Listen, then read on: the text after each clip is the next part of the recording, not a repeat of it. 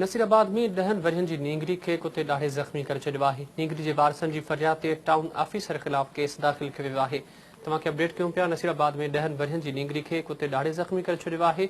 नींगरी जे वारसनि जी फरियाद ते town officer ख़िलाफ़ केस दाख़िल कयो वियो आहे। तव्हांखे आगाह कंदा आहियूं नाज़रीन त अदालत पारां इहो हुकुम जारी कयो वियो आहे त सिंध जे कंहिं बि शहर जे यूसी में किथे बि कुते ॾाहण जो वाक़ियो पेश अचे त उन जो केस यूनियन काउंसिल जे जनरल सेक्रेटरी ते दाख़िल करायो वञे। तव्हांखे अपडेट कयूं पिया। नसीराबाद में 10 वरियन जी नींगरी खे कुते ॾाढे ज़ख़्मी करे छॾियो आहे। नींगरी जे वारसनि जी फरियाद ते टाउन ऑफिसर ख़िलाफ़ केस दाख़िल कयो वियो आहे। तव्हांखे अपडेट कयूं पिया। नसीराबाद में 10 वरियन जी नींगरी खे कुते ॾाढे ज़ख़्मी करे छॾियो आहे।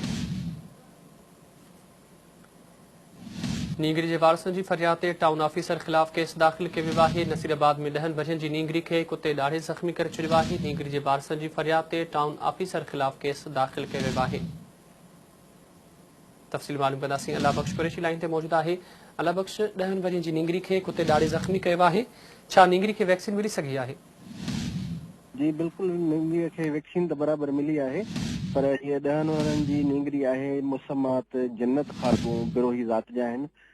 जेका एफआईआर दाख़िल थी आहे उन जो पीउ उते ॼाणायो वियो आहे इरफान बिरोही, जंहिं ॼाणायो आहे त जीअं असां घर खां निकितासीं त छिता कुता वेठा हुया जिन अची नींगरीअ ते हमलो कयो ऐं हुनजी खॿी जंघ जी सथर ते चक लॻा आहिनि, जंहिंखां पोइ हुनखे फौरी तौर रूरल हेल्थ सेंटर नसीराबाद आंदो वियो, जितां हुनखे वैक्सीन ॾिनी वई।